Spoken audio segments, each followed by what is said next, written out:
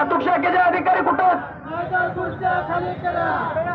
गाड्यावाले ते काय आंदोलकाला गाडीचा धक्का लागता का म्हणे सांगलो. ही सगळी जबाबदारी पोलीस प्रशासनाची आहे.